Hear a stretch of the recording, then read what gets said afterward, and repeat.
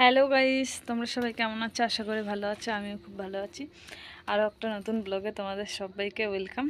তো রেডি হয়ে গেছি, যাচ্ছি। তোমাদের বিয়ের ব্লগ তো পেয়ে গেছো, সেই বিয়েরই বৌভাতে যাচ্ছি।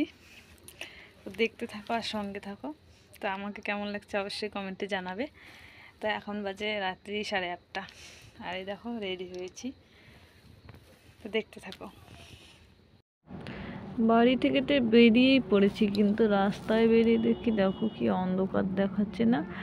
রাস্তায় বেশি অন্ধকার বলে তোমাদের দেখাতে পারছি না। অবশেষে বিয়ে বাড়ি কিন্তু চলেও এসেছি, গাড়ি থেকে নেমেও পড়েছি। আর এখানে দেখো কত লোকজনের ভিড়, আর খুব নাচানাচিও চলছে, কিন্তু তোমাদের সবটুকুই দেখাবো। আর বিয়েবাড়ির ভিতরে গিয়ে ওই যে গেটটা দেখতে পেলে, ওটা ভিতরে গিয়েছিলাম, সেটা তোমাদের সাথে শেয়ার করি। বাইরে বেরিয়ে আসলাম, বাইরে নাচানাচি হচ্ছে, সেখানে একটু নাচ দেখবো বলে এসেছি। এই দেখো কেমন নাচ হচ্ছে এখানে, খুব সুন্দর নাচ হচ্ছে, কিন্তু সবাই খুব এনজয় করছে।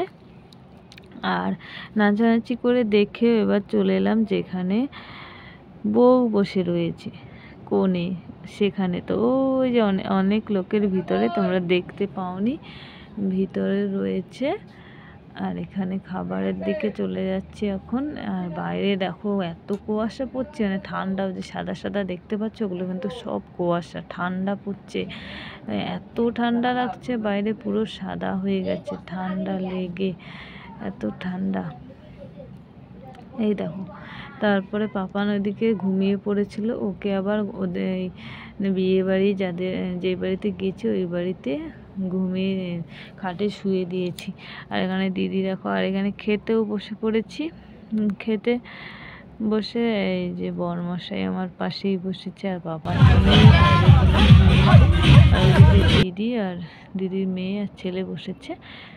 আর এই যে প্রথমে ভাত দিয়ে দিয়েছি, না স্যালাড দিয়েছে, স্যালাডটা কিন্তু ঢেকে গেছে, এর জন্য আবার বের করে দিলাম। স্যালাডের ওপরেই ভাত ঢেলে দিয়েছে। আর তারপরে একটা বেগুনের চপ দিয়েছে।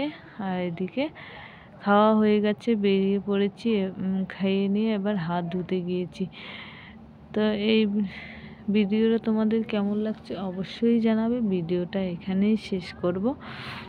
আর এই যে ভাগ্নি কিন্তু এখানে ভিডিওটা বানিয়েছিল, ও ওর ও ক্যামেরাটা করছিল, ওর হাতে ছিল তখন, তাই আমাকে দেখতে পাচ্ছ। ওই যে হাত ধুয়েছি, এবার এদিকে টাটা।